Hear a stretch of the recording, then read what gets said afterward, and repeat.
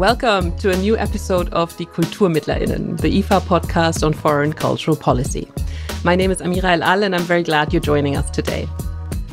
Lately, Taiwan has been covered quite frequently in the news. Mostly, however, it is being discussed in relation to China or in terms of its economy and semiconductor industry, which currently dominates the global microchip sector.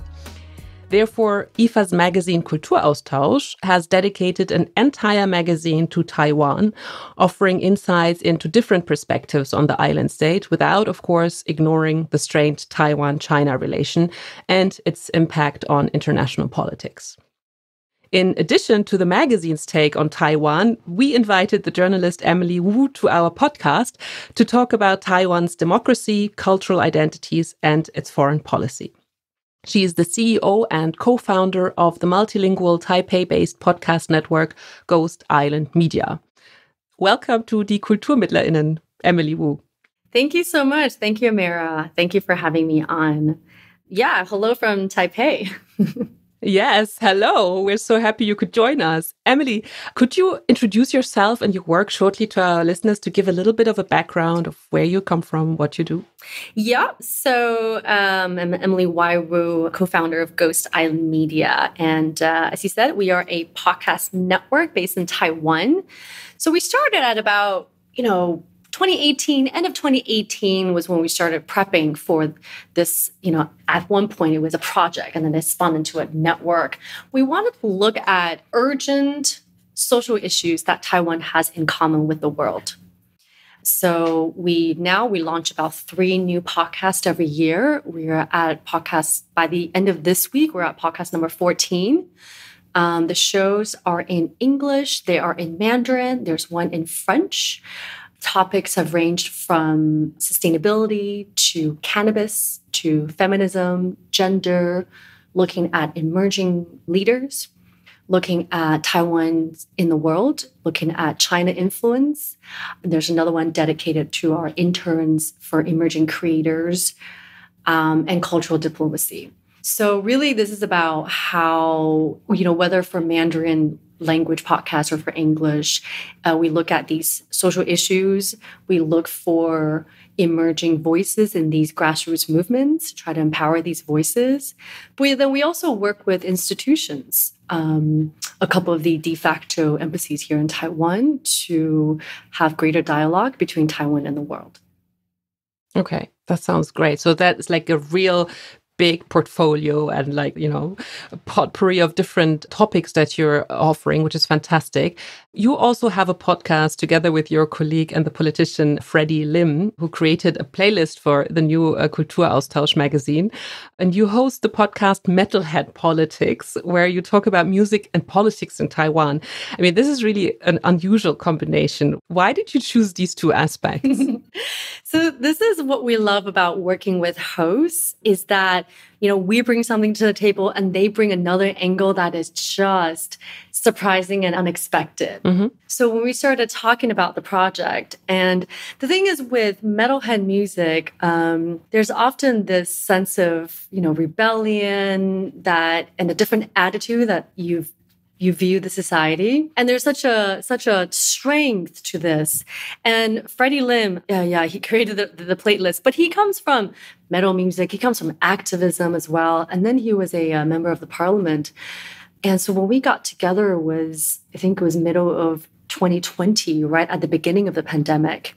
A part of it was also because since the pandemic, his band couldn't tour anymore. So we wanted to find a way of combining these two, which but also, there's been a place for music in social movements. So we thought this actually is a really interesting way of combining both audiences, but really the spirit of, the way we examine history, the way we talk about kind of our present circumstance. It just lends itself to a really nice listening experience.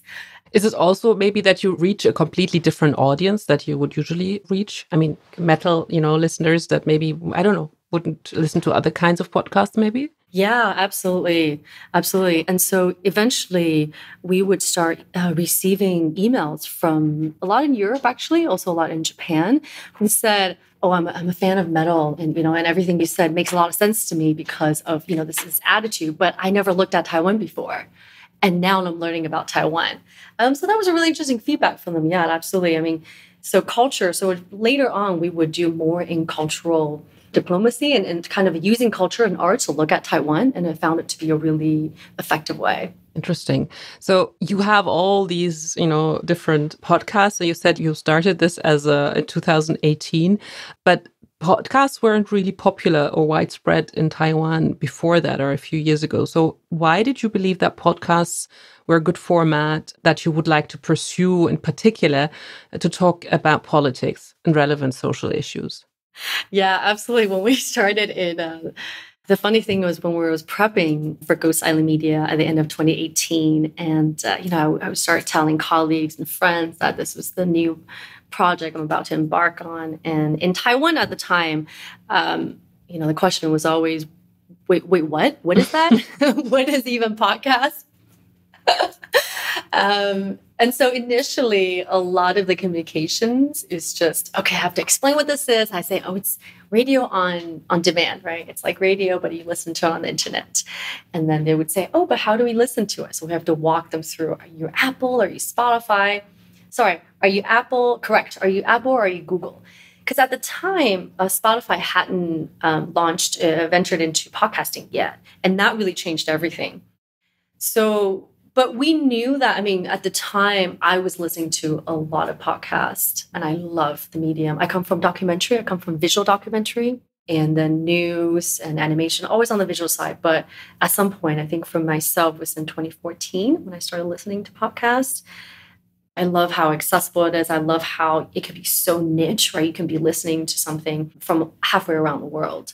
And there's a community. So I really believe in the power of podcasting. So we kind of took a risk to say, well, in the podcasting space, which is so influential, but there's a void in terms of talking about Taiwan. So let's fill that void. And we knew eventually it would start being more popular in Taiwan. We just didn't know how soon it was going to come. So we launched our network in April 2019 with new shows and more shows to come. And the month before that was when Spotify acquired two companies, and that changed everything for everybody. So then for Taiwan, basically, it turned out during that time, there were other teams and they were also preparing in Taiwan at the same time. So, all of this kind of, I think, from different creators and app providers and service providers ended up being that 2020 became the podcasting year for Taiwan. So it was really good timing. You said in an interview once that, and I quote you, we need to project more Taiwanese voices and perspectives. And as you just said, podcasts has this power because you have like the whole world in your pocket and in anywhere you are and whenever you are. So what has been your experience so far when it comes to Taiwanese perspectives and stories in podcasts, but also in the media globally? Because you say that, you need to project more of these voices and perspectives. Yeah. So there was a time when I felt that it was really difficult to get Taiwanese voices and perspectives out there more, right? But why? There's always been Taiwanese who's working on whether it was documentaries or movies, but eventually, especially in the last, 2010, I'm sorry, especially in the last, from 2010 was when I started looking at what was around. The China story just overpowered everybody, right? The best journalists at the time, the best writers of our time, they were all flocking to China for really important reasons, right? China was a really important story, but it just meant that Taiwan just got lost. And everybody's fighting for A1, front page newspaper space. And Taiwan just kind of got left out. But there were so many people still back home who were trying their best, in writing books, launching news sites. And eventually we realized that we could not rely on foreign journalists writing about us, and that this was something that we needed to do much more on our own. And so I started looking up, also got really good advice from other colleagues who have been doing kind of Taiwan storytelling and perspectives, but in other mediums, and trying to get a sense of, okay, well, now it's 2018, now it's 2019. What is the fresh perspective here? What should we be talking about? What could we be bringing? And that is a forever evolving thesis, and it changes every year. And I would say that nowadays, there's so much more eyeballs and attention on Taiwan than ever did before. And it's really relieving to see that, because for a while, it just seemed like, we're trying so hard to get our voices out there and nobody was listening. But you said that you're getting so much more attention now. But as I already implied in the introduction of this episode, a lot of the Western media discusses Taiwan mostly in terms of the Taiwan-China conflict or its globally dominating microchip industry, so economically. But what other topics do you believe should be debated in international media? What do you believe the world should know about Taiwan, its people, its culture, its history that is important to know? Yeah, I would, in terms of Taiwan being talked about only in the Taiwan-China conflict or chips. So in 2020, so something shifted because of COVID. Taiwan's response to COVID was incredibly well. And during that year, there was a lot of news articles looking at Taiwan's model, looking at what we did right, and looking at how is it that we were faring fairly well compared to a lot of places, unfortunately. And so during that year, it was probably the first year in so long that coverage about Taiwan had nothing to do with China. And that same year, a number of American journalists who used to be based in China got kicked out of China and then came to Taiwan. And more press would come eventually. And when they come to Taiwan, and you still have to cover stories, and you begin to see a variety of stories coming from them: culture, tech, transportation, things that are not just China related. So I would say that, yeah, this does exist, and we still have to dig through the surface a bit more. But these, I would say, are a lot more available than ever before. But for us, of course, I think, to me, China is really important. Chips are really important. Our elections, missiles, we have airplanes flying through it every day. And all those are really important to look at. But to me, what makes Taiwan amazing, what I love about Taiwan, is all the people here who are working so hard and making a difference in their fields, whether that be arts or technology or science or space, social impact, education. That, to me, is what makes Taiwan. And so this year, I started curating this list of emerging leaders in Taiwan. And it is precisely to make that point, is that it's such a variety of talents here. And everybody already has global footprint. And this is why we should love Taiwan. Yes, we're, important strategically, but also it's for Taiwan's role in the world. It's wonderful to hear how enthusiastic you are about this. This is fantastic. And, you said that people are making a difference in their fields. And I think this is probably also because the general climate in Taiwan is so good. I mean, according to the Democracy Index, 2022, Taiwan ranks 10 out of 165 and is considered one of only 3 full democracies in Asia, the other 2 being Japan and South Korea. So even Germany is listed 4 places lower than Taiwan. So what is special about Taiwan's democracy, or what is Taiwan doing better maybe than other countries, for example, Germany, although your past hasn't been always a democratic one, and I refer here to the period of the White Terror, but that what it makes it today, what makes this democracy and the climate so good that people are thriving in all different fields, as you just said, and making it different. Yeah, I think a lot of people don't realize that, well, first of all, we're quite a young democracy, right? We only came out of martial law in 1987. And it was only in 1995, 1996 when we had our first general presidential election. But I think very few people knew that when we came out of martial law in 1987, that 38 years of martial law at the time was the longest martial law in modern human history at the time. And that the people here fought so hard to get to where we are today. And part of this is because the narrative that China, the People's Republic of China, tells the world.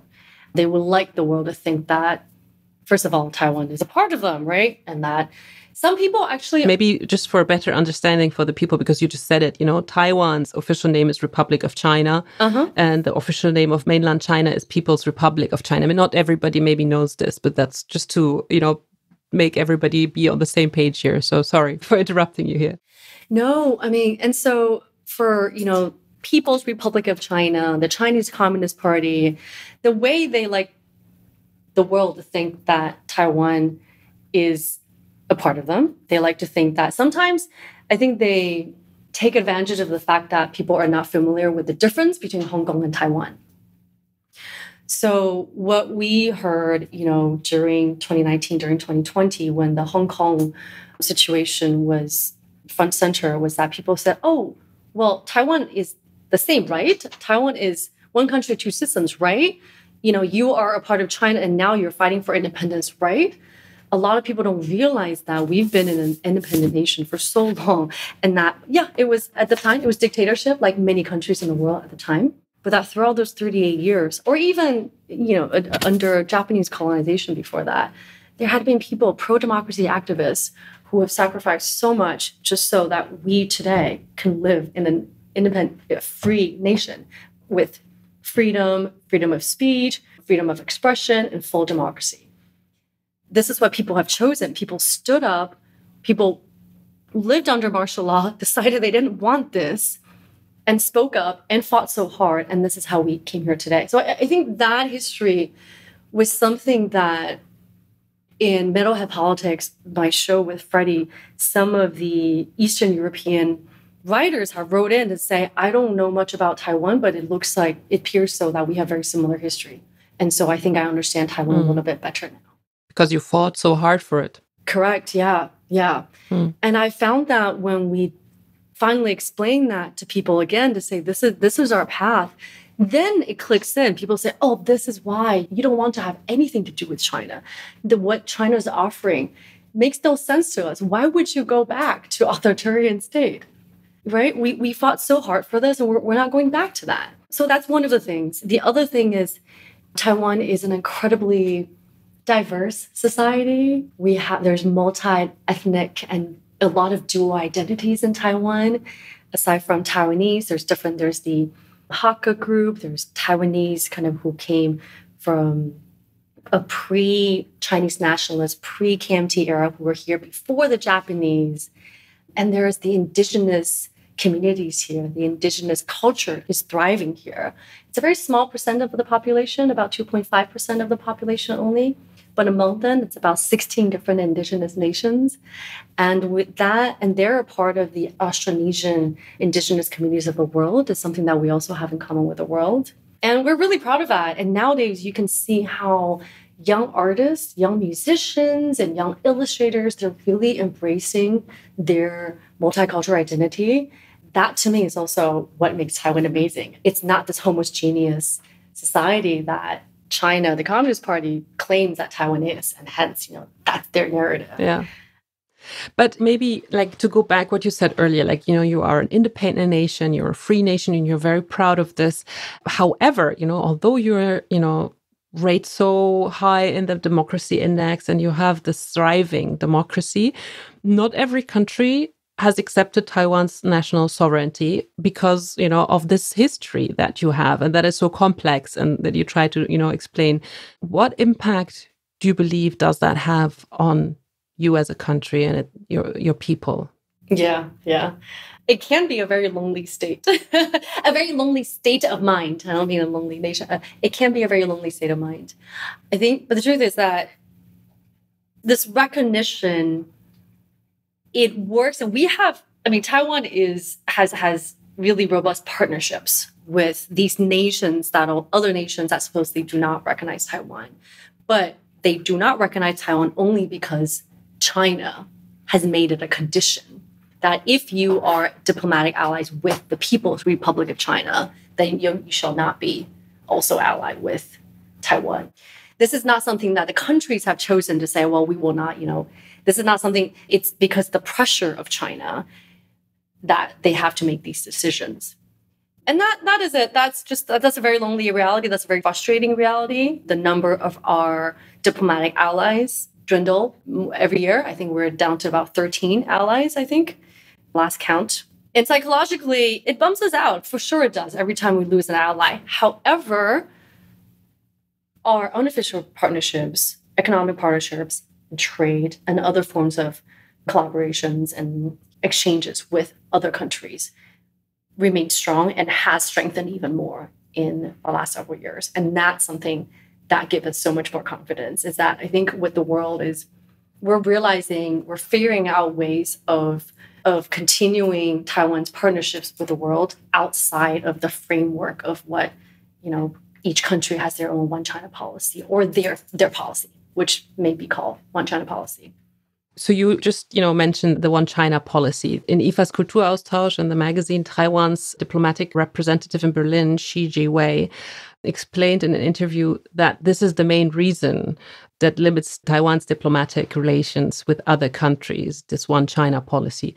Could you shortly explain what this one China policy is? Because also in Germany, we don't speak, for example, of a Taiwanese embassy. We speak of a Taipei representation. So just maybe I know it's a very broad and very deep and complex issue, but maybe you can break it down so our listeners can understand what you mean and what he means with the one China policy. Yeah. So one China policy, basically, I think in the simple terms is that countries with one China policy, usually what it means, they acknowledge China's claim that there's only one China. And by that, it means People's Republic of China versus Republic of China. And because of this one China policy, then they're not able to have diplomatic allies with Taiwan. One China policy is okay because there's still a lot of things you can do outside of this framework.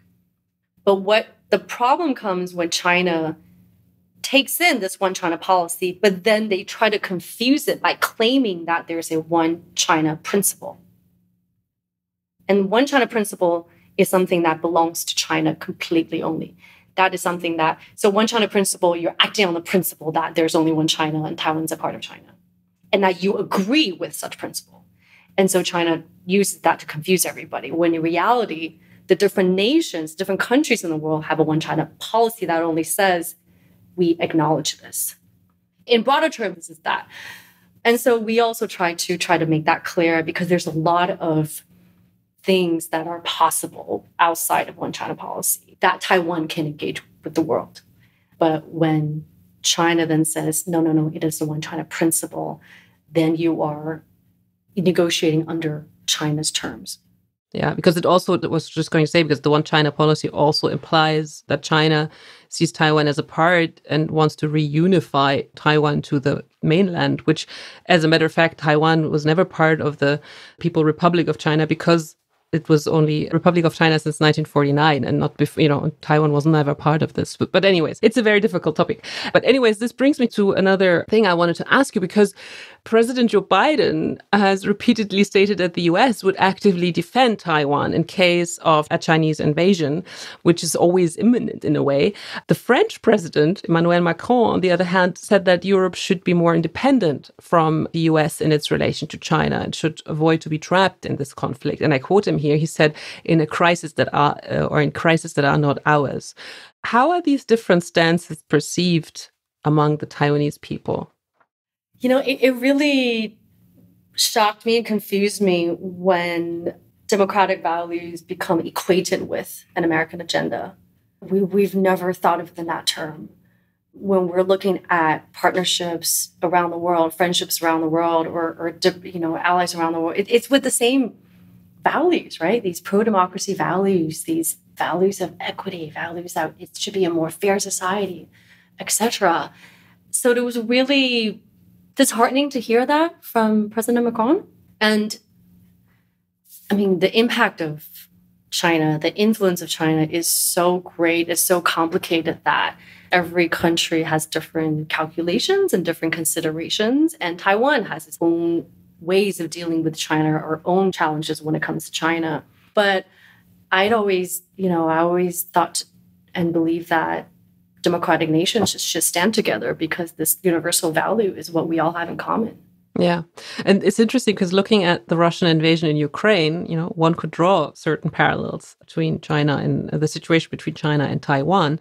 But why do you believe that, politicians such as Macron see this conflict through such a different lens, and come to such different conclusions when they look at the Ukraine and Taiwan? Because it's so much closer to them? Or, there must be a reason for it, no? I think it's, proximity. And this is why I think for a long time, when Taiwan was so isolated internationally, we didn't have to, a lot of countries that didn't used to have so much dealings with Taiwan, it's just so unfamiliar. And so I think everybody's reevaluating this. And I do hope that President Macron would start, that was a temporary evaluation of the situation, maybe? Yeah. It's tough because... Yeah, it is tough. But maybe to look at it from another angle, how real do you think is the threat that China might invade Taiwan within, let's say, the next 5 to 10 years? And this comes back to what Macron says of the proximity. Has maybe Russia's war and Western support for Ukraine changed China's perspective in this regard? Because they see countries will defend and will stand up against an invasion like this? Yeah, I think the more that global leaders and global partners express the concern for China's aggression, I would think that, it puts them off it puts China off more to what they may or may not be planning. But look, this is something that the potential threat of China is something that we've always lived with. I remember there was an island blackout in 1999. I think it was July 1999. Nothing, terribly dramatic happened. There was a electric pole that tumbled and then cut the power to the whole island, which is a big crisis on its own. But at the time, everybody looked up at the sky and thought, this is an attack incoming. It was very, very, very real. And we have drills every year on scenarios. And it is very scary to think that it could really, even though the threat's always there, it was really scary with the countdown. People are talking about different years. And the scary thing is that dictators are unpredictable. But I think the more support everybody has around the world, today's Ukraine, and if it comes to a time that's us, then we need that international support. Everybody needs that international support to strengthen that support and lines for us. And what would you expect, concretely from the international community, and especially from European countries such as Germany in such a situation? Weapons help, for sure. Weapons help. For now, we are strengthening our own at the moment, right? We're talking about civilian resilience, and can we get better training? Do citizens know what to do if something were to happen? So a lot of that preparation is on our side. But when it comes to, oh my God, it is really scary to think about the scenario, because Taiwan, when it comes to security, it's not just Taiwan, it's the entire region. And that is what's really, really scary about it. What will neighboring countries do? And, recently there's businesses in Taiwan or also international businesses are doing risk analysis, right? And I am not a part of that analysis, but I hear of people doing that analysis. And they ask, is this risky for Taiwan? And over the last couple of years, so I think in those discussions, what I've always said is that it's not a Taiwan issue. This is a regional issue. This is a global issue. And that it takes everybody to make China realize that they need to slow down their aggression. They need to stop. Let's go back maybe to what you said about this thriving democracy. And, you described it, what a beautiful place it is, and this free nation. And let's go back to this positive feeling. But although Taiwan is often perceived as this prime example of Asian democracy by the West, but you also explained it, how you feel about this. The Taiwanese author Li Ang claims that many taboos are still limiting the public debate in Taiwan. In her article in the current issue of the magazine KULTURAUSTAUSCH, she explains that one of the controversial topics is the division between the supporters of the Taiwanization and those of the pro-China faction, which has, as she says, and I quote her here, already cut a deep notch in society. This issue often divides families and circles of friends, so we don't talk about it. Do you agree with this? And could you explain why this is the case, why this is such a big divide for the society? Yeah, it's getting a little bit better. I think that's another positive side, is that this divide is thinning. And historically, a big part of this comes from because you have a group of Taiwanese who have been here for centuries, right? They have been here since the 1700s or the 1800s, before the arrival of the Japanese government. And then they were here before the Chinese nationalists came to the army, Chiang Kai-shek came. So this camp really, this group identifies very much so with, we're from Taiwan, the island of Taiwan. This is where we're from, this is where we're born, this is the history, we should know the people, etc. And then you have the others who came with Chiang Kai-shek's army at the end of World War II. And so for a long time, they immigrated to Taiwan, and they believed fully so that they were Chinese. And they were. They were born in China, and then they immigrated here.